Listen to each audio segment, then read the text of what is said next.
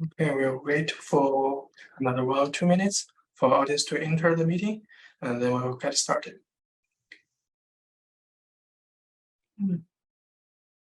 Okay, hello everyone. Welcome to this webinar entitled Genome-Modified Cardiovascular Disease Models in GemPharmatech and their Application. I'm very glad to meet you online, and I'm Binzhou Han from GemPharmatech, which is a worldwide mouse model supplier and pharmaceutical effect evaluation CRO company. So cardiovascular disease is the lead disease killer all over the world, with 31 of disease-caused death resulting from this kind of disorders. There are complex risk factors, including diet, smoking, alcohol abuse, genetic factors, obesity and diabetes, lack of physical activity, etc., which will influence about this kind of disease. Nowadays, the major therapies against cardiovascular disease remain the surgery, hypertensives, lipid-lowering agents, majorly symptomatic treatments, but not prophylactic treatments or etiological treatments. However, with now the development of cell and gene therapies, these therapies are coming available and under development for etiological treatment of this kind of disease. Evaluation of all therapies, not limited to cardiovascular disease, but also other diseases, and not limited to therapies to CGT and other therapies, requires animal experiments to validate their feasibility. Mouse as a model animal or disease model has its unique advantages, including that it is the most developed and applied model among the mammals, and it has the advanced application of genetic tools, which allows us to generate many amount of genetically modified mouse models. And then the clear genetic background annotation makes it very easy to generate controls and comparisons between each groups under different conditions with or without drug dosing. And also, last but not least, the small body size, relatively short lifespan, and strong reproduction capacity make it cost very friendly for the researchers in the pharmaceutical field. Thus, genetically modified mouse disease models of cardiovascular disease is suitable for evaluation of different therapies. So in today's webinar, I'll briefly introduce about the mouse resources in GemPharmatech about atherosclerosis and hyperlipidemia, hypertrophic cardiomyopathy, hypertension, and other models that may be useful for your study. So in the first part, I'll give a brief introduction about this, AS.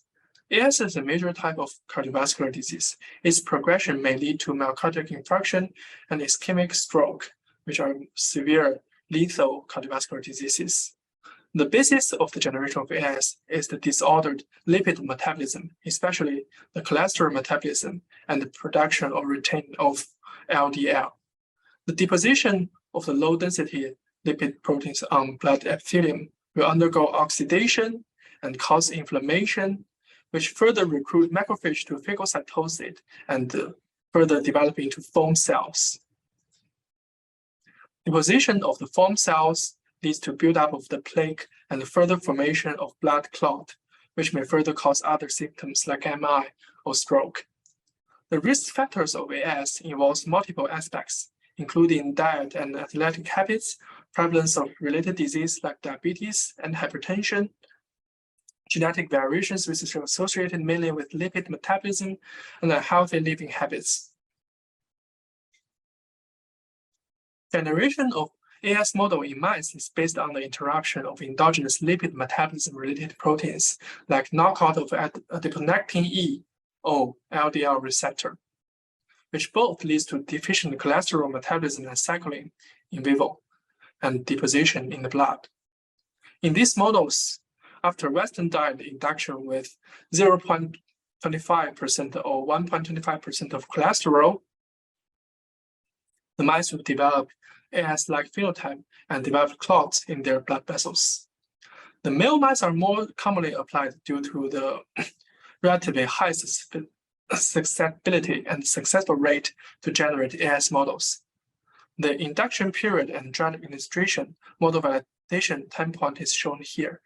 The induction or the induction is usually applied to 6 to 8 week male mice and last for 8 to 16 weeks, depending on the diet we used, with different cholesterol level and different fat level.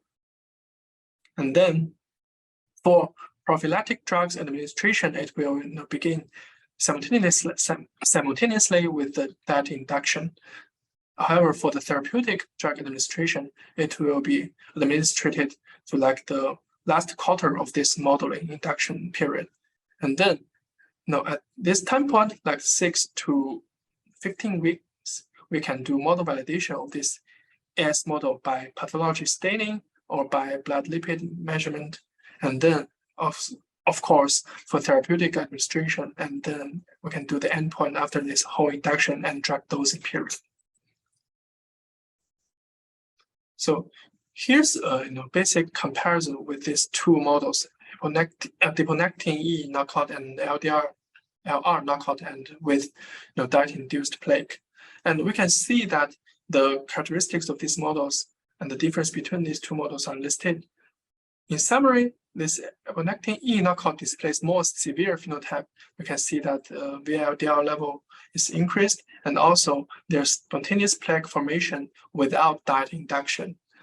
And the model generation is relatively easy, since we can use a relatively short period for 8 weeks of a 1.25% cholesterol Western diet induction, and it can form a large plaque. However, the blood lipid constitution is different from AS patients in human, because in human, the major increased blood lipid level, blood cholesterol form is the LDL, but not the VLDL. So on the opposite side, LDL knockout shares a similar blood lipid distribution to AS patients, since the majorly increased lipoprotein type is LDL. However, the phenotype is relatively weaker compared to adiponectin E knockout induction, and also the modeling time, it needs a longer modeling time to grow a moderate plaque. Okay. So for analysis of these models, we have the data about the blood cholesterol level of these two mice. We can see that even without Western diet induction, the cholesterol level and the LDL-C level is significantly higher compared to wild-type control, or wild-type control even fed with Western diet. However, with the Western diet induction, the cholesterol level and the LDL-C level further significantly increased. Treatment with MGL-3196, which is a cholesterol-lowering positive drug, reduced the cholesterol and the LDL-C level 2 weeks post-dosing, as shown in these figures. Other than the blood lipid analysis of these models, we also perform pathology analysis, including the whole aorta oil-right staining for the lipid deposition in the blood vessel, and also the pathology analysis of the sections. Here we show the fibrosis and lipid deposition of the aorta root pathology section staining of the adiponectin E mice knockout using paraffin section staining of the aorta root. We can see that the lipid amount is significantly increased after Western diet-induced induction. And also the fibrosis is also increased by this diet-induction phenotype, by this diet-induced phenotype. Other than AS models, we also developed other models suitable for the evaluation of hyperlipidemia and related treatments. For example, we developed these PCSK9 humanization models for evaluation of drugs targeting this target protein for high cholesterol treatment. The high cholesterol phenotype in this mice is still induced by Western diet treatment for 5 to 6 weeks. And then administration of the RNA interference drug inclisiran reduced the blood PCSK9 level and LDL-C level significantly after induction modeling, which suggests that this model is suitable for the evaluation of therapies targeting PCSK9.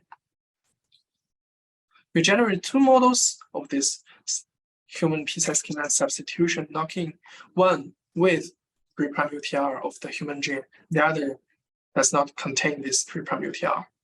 So the one without 3' UTR displayed a higher level of PCSK9 expression and a higher level of average LDL-C. So it is suitable for small molecule inhibitor, antibodies, and RNA interference targeting the coding sequence region, and the time window is relatively longer. As for the other model, it contains the 3' UTR, so it is suitable for the RNA interference therapy targeting the 3' UTR and all the other therapies which is suitable for the models with CDS only knock-in. However, the PCSK9 expression level is relatively lower, and and the LDL-C level after Western diet induction, this model is also relatively lower, so the time test window is relatively smaller compared to the strain. For hyperlipidemia with not only high cholesterol level, but also increased triacylglycerol level, we developed this transgene met with overexpression of human APOC3, partially because that there's no homologous gene of APOC3 in mouse, and also this overexpression can cause this hyperlipidemia phenotype with both increased total cholesterol level and also the increased triacylglycerol level in both gender. Moreover, after this treatment of the siRNA against human APOC3, we can see that the plasma triacylglycerol level, as well as the plasma cholesterol level and LDL-C is significantly reduced in 1 week after post-dosing, while the effect on the HDL-C is the least significant, indicating that this model is suitable for hyperlipidemia evaluation in both high cholesterol and triacylglycerol, but will not influence with the good lipoprotein HDL. Other than the models we introduced before, we are developing more genome-modified models for analysis and evaluation of disrupted lipid metabolism, including humanized ApoB, LPA, etc. Also, to mimic the coronary heart disease caused by AS phenotype, we can also perform LAD surgery to generate models resembling myocardial infarction for further evaluation of the drugs treating with heart failure. So for the second part, I want to give a brief introduction about hypertrophic cardiomyopathy.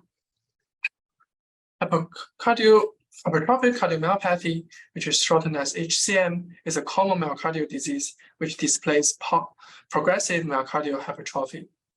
Majority of HCM are single gene mutation related diseases, and the occurrence of the disease is influenced by other factors, as listed here, like a healthy lifestyle, increased smoking and salt intake, and also obesity. With overload of heart burden and the blood pressure in this pathology state, the hypertrophy occurs and increased cardiomyocyte apoptosis and causing later fibrosis and heart function damage and increase of heart size and ventricular wall thickness. The dysfunction of heart ventricular contraction can be presented as increased heart function in the early stages, but will finally develop into impaired cell contraction in the late stages because of the cell apoptosis and the fibrosis and the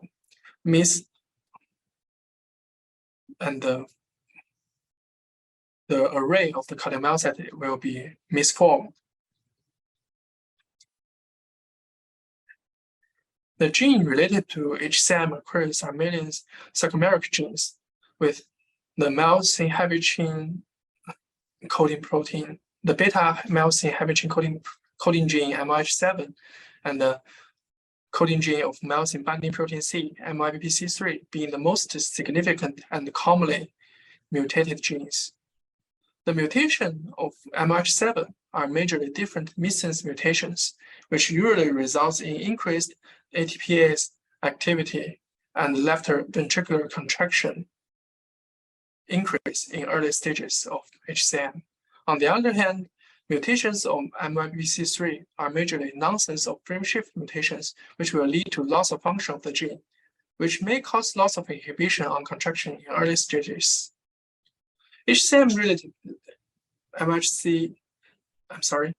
HCM-related MIH7 and MIBC3 are usually inherited in an autosomal dominant manner, and also other related genes, including TNT genes, tropomyosin. The major of these diseases are inherited in autosomal dominant manner because the homozygous of this gene may be lethal for human embryos. And as I introduced, other genes whose mutation is related to HCM includes coding genes for tropomyosins, troponins, myosin light chains, and other structural proteins for the sarcomere in heart. Because MH7 is the major heavy chain coding gene in human left ventricular, but not in mice. In mice, the major heavy chain coding gene is MH6. Also, human and mouse MH6 and MH7, which means alpha myosin heavy chain and beta myosin heavy chain proteins, shared over 92% of sequence identity. Thus, the point mutations in these genes are usually homologous. Thus, we introduced this R403Q point mutation of MHC in human, which is a causing mutation for HCM, into mice. The homologous mutation will be the R404Q in mouse MH6 gene. And we developed this model and we evaluated the phenotype of this mice, heterozygous mice, because homozygous mice are embryonic lethal and have limited value for evaluation of drugs and phenotype. So this mice begins to show increased ventricular wall thickness as indicated by this left ventricular posterior wall. The thickness of left ventricular posterior wall and anterior wall. And also the ventricular volume is significantly decreased as shown here by the analysis of endocardiography. And last but not least, the contraction function as shown by the ejection fraction and fractional shortening is significantly increased, which means that this is this is a hypertrophic cardiomyopathy model with centripetal hypertrophy. Further evaluation of this model at pathology level suggested increased cardiac wall thickness and also increased fibrosis in the cardiomyocytes in the left ventricular, as quantified here, indicating that the myocardial damage begin to exist in the 5-month-old mice. We further treated this mice with a positive drug which will release the contraction, which is an inhibitor of myosin, the MIK461, or known as mavacamten. And we observed a significant decrease of fractional shortening after a single dosing of this drug. Together, this data demonstrated the feasibility of MH6R404Q as a HCM model for drug efficiency evaluation. On the other hand, because the mutations in MIBC3 gene in human are majorly loss of function or reduced mutations, we developed and analyzed the MIBC3 knockout model. However, up to 3 months, heterozygous knockout model displayed no significant difference of cardiac function or cardiac morphology analyzed by endocardiography, which is not resembling the human disease in which MIBC3 is autosomal dominantly inherited. We suspect that the development of this hypertrophy in these models requires more time and in older animals. However, when we perform analysis of the homozygous mutation, because it is not lethal, it displayed a significant increase of ventricular thickness as indicated by this endocardiography, and also increased the ventricular volume and in left ventricular mass, which indicates a dilated hypertrophy phenotype instead of the traditional hypertrophic cardiomyopathy.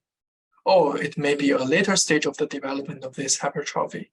In addition, the model also displays a significant reduction of contraction as analyzed by endocardiography. suggesting that the heart failure occurs in this model. Not surprisingly, we analyzed the volume of heart, the morphology, and as well as the wall thickness and fibrosis by pathology. And we found that the volume of heart is significantly increased, and also the wall thickness in pathology sections and the fibrosis area in these sections are significantly increased. So this model is suitable for analysis and treatment of heart failure, dilated hypertrophy, and also therapeutics with MIBC3 compensation, like using adeno-associated virus. Other than mutations of the major causing and related genes to hypertrophic cardiomyopathy, we also have other models related, like the traditional commonly applied transverse aortic constriction model, which after constriction for 4 weeks, the mice begin to develop hypertrophy, and for longer times, it will develop into heart failure with disrupted contraction function. Also, another causing mutations of the TNT2 gene are also introduced and generated heterozygous models. Like MIH6, it displayed a similar phenotype in the 4-month-old mice, female mice. This is a summary and the comparison of the HCM models resources in GemPharmatech. You can see that MIH6 and TNT2 point mutations, which mimic human disease-causing mutations, can be utilized in heterozygous. Their pathogenesis period is relatively long, like for 4 to 5 months, and display increased contraction in early stages we analyzed. On the other hand, hypertrophy with impaired construction caused by TAC surgery or MIBC3 homozygous knockout has a relatively short modeling period and impaired cardiac function. Nevertheless, further evaluation of their performance and drug treatment still need efforts because we not only have the data about this MIH6 model, and we need to administer these positive drugs and other potential therapies on these models to see their consequence. In the third part, I will introduce about the hypertension resource and disease models and surveys we can provide. We know that hypertension is the basis and complication of multiple cardiovascular diseases. The genetic cause is complicated about hypertension, which is very difficult for us to study. We have already reviewed many mutations or single nucleotide polymorphisms which may be related to the occurrence of hypertension. But on the other hand, the effect of the environmental factors is relatively clear, including the salt intake, smoking, alcohol abuse have been demonstrated to induce high blood pressure in humans. So endogenously from molecular mechanism, the blood pressure is increased majorly by the renin-angiotensin system, with the AGTG producing the angiotensinogen, and then catalyzed by renin to produce the peptide angiotensin 1, which will increase the blood pressure. And then, on the other, the regulator, and also the regulator aldosterone, which is produced by the adrenal, will also increase the salt retention and thus the blood pressure. On the other hand, regulators including natriuretic peptides like AMP and BMP, and also nitric oxide can diastolic blood vessels and reduce blood pressure, which means the regulation from another direction.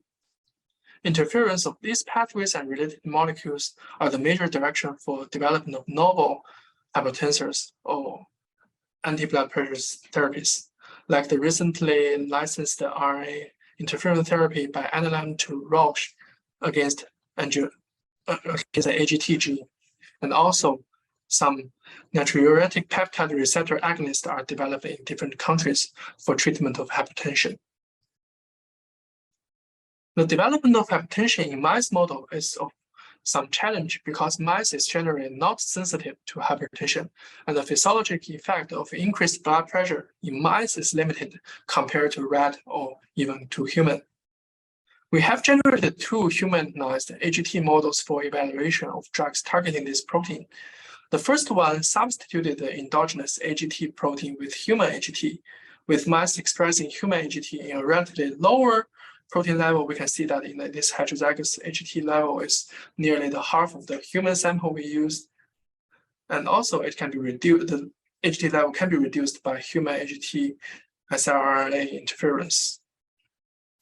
The second model is an overexpression of human AGT, which is inserted into the ROSA26 safe harbor of the mice genome, and also with a full construction of the 5' UTR and 3' UTR, which leads to an expression of human AGT in a higher level compared to this substitution model and in heterozygous. And in homozygous, theoretically, this level will be doubled.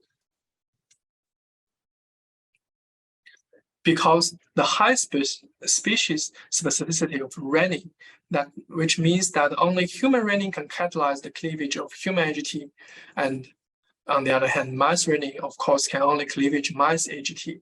So there's no crosstalk between these 2 proteins with different species in this humanized mouse model. So in order to generate a spontaneous hypertension model, we constructed this human renin overexpression mice by insertion to the H11 safe harbor of the mice genome with the whole construct of this renin gene with 5' UTR, 3' UTR, and the whole gene body and introns. And we can see that this heterozygous mouse has a serum renin level nearly 50 times of that in human serum sample, which means that the expression level is very ideal for generation of the further spontaneous model and therapies targeting renin. We are still developing and evaluating the human AGT, human renin double target humanization mice as a spontaneous hypertension model suitable for evaluation of targeted therapies against these 2 targets. Besides the renin-angiotensin system I introduced before, we also developed models related to other blood vessel regulating pathways, and they're still under further evaluation of their phenotype and application fields. So first, the knockout of the MPPA, which encodes the AMP protein, can theoretically induce salt-sensitive hypertension, and it is suitable to evaluate small molecule drugs serve as NPR1 agonists, which may lower the blood pressure in this model. So the second, the knockout of NOD3, which encodes the endothelial nitric oxide synthase, may increase blood pressure and decrease heart rate because of loss of blood nitric oxide. So this is suitable for the eNOS compensation experiments and the eNOS-based therapies. And also it has a positive effect on the increase in the heart rate and treating with heart diseases. Last, overexpression of human aldosterone synthesis coding gene CYP11B2 in meth adrenal can lead to primary hyperaldosteronism, which increase blood pressure in this model. And also, of course, it is suitable for the drugs targeting the aldosterone synthesis. So other than these disease models we introduced before, we have other cardiovascular related resources. So because we started this project called Knockout Out Project in 2018, and our goal is to generate knockout models for all the protein coding genes in mice and complete generation of the majority of conditional knockout lines. And in this process, we have already become the largest genome engineered mouse model resource all over the world. And we have more than 20,000 of off-the-shelf germlines in stock with independent property right in Black 6 background. And this is particularly important for cardiovascular disease because some of the disease-causing genes in this case is lethal. We need flux alleles and conditional knockouts for us to generate the disease models and evaluate the biological function of the potential drug targets. We have displayed these genes in pathway manner, which means that we can search and go through the potential targeted genes through the signaling pathway or biological process to directly link to related genes in a diagram. Here is the pathway graph of the angiogenesis process as an example, and other pathways are also included in our website. We also have pre-strings of independent property right, which is suitable for industrial clients. And we have already classified them and performed internal validation of 1/3 of the strains, and it is still under validation, further validation. Here's the CRE-strain list for application in the cardiovascular system as an example, including the TK-CDH5 CREs, which is suitable for knockout in the endothelial cells, and also containing the MCM CRE, which is suitable for knockout in the mesenchymal cells and the vascular smooth muscle cells, and also the MH6 CRE, which is the common CRE, which are used for mature cardiomyocyte knockout, and also the NCAX2.5 Ares CRE, which is suitable for analysis of cardiac development in early stages. So here are two examples utilizing our CRE strains to publish papers related to cardiovascular system, which is another supported data other than the data we performed in our internal validation of these models, which jointly demonstrated the feasibility of our strains. And also because we have this intellectual property of these strains, the problems regarding license or other cost is limited because to industrial, especially industrial clients. And then we have collaboration with some major players in this field using our models for early discovery of target sites. This is a summary of our company's overview. We offer a one-stop solution for biomedical research based on our largest mouse model resources, including knockout, conditional knockout, humanized disease models, immunodeficient models, and also our ability to generate novel models and customize models of our customers. And then we can provide all these models with a germ-free option in case you want to study with the gut microbiome function or microbiome organism drugs. And based on this, we provide mouse breeding and cryopreservation services to get enough amount of model for your experiments. And also we can perform preclinical drug efficacy test and phenotyping services based on immunology, immuno-oncology, self-immunology, metabolism, cardiovascular diseases, etc. And also we are agent for mouse import export for full service for rapid delivery. Thank you for your attention, and your questions are warmly welcomed. If you have any questions, you can text it in the chat box, and I'll give you the answer if I can. Thank you.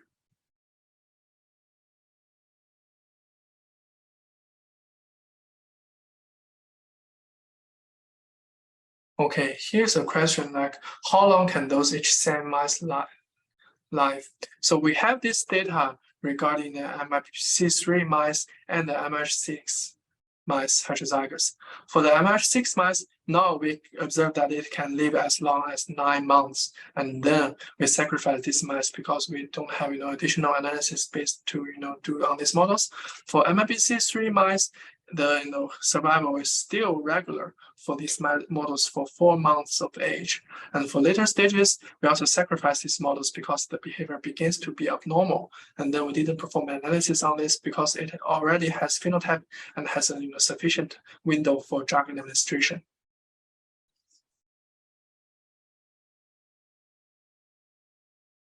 Talk a bit more about the KOAP program. How long does it take to generate a flux mouse? Are your models mostly on Black 6 background, or are they models based on Okay, so because we have already generated almost half of all the coding genes, the flux allele, and majorly we stock them in the sperm form of heterozygous, which means that we need like 2 to 4 months to provide you a heterozygous flux mouse for your further application. So all of the models are generated based on Black 6J background, which is most suitable for conditional knockout because of the free resources we have. We don't have, many models on the 129 background for application. So if you want one, we can customize one based on this. And to generate a new flux model, it regularly takes 5 to 8 months. But for the ones on Black 6J background, for the common genes, because we have already generated half of them, the majority of them, we can found them in our library, and then we can generate these models by initial fertilization. So it only takes 2 to 4 months for one generation to get heterozygous.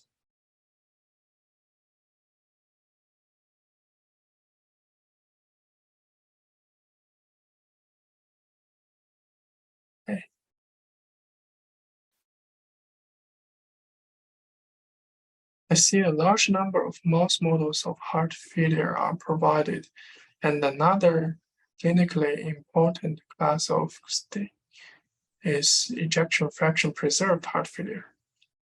Do we have such mice? Mr. Zhang describes it. Unfortunately, we now currently don't have these models under development, but I'm sure that in our library we can search for the models which is suitable for this application.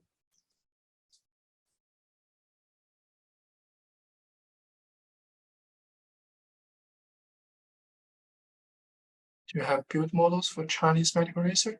Of course, we're based in China, and also we provided services for the industrial and also scientific clients who needs our models and our services.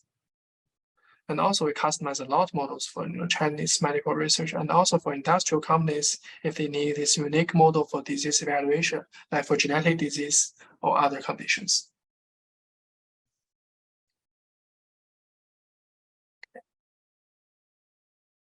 Okay, thank you all a lot for your questions and your attendance in this webinar.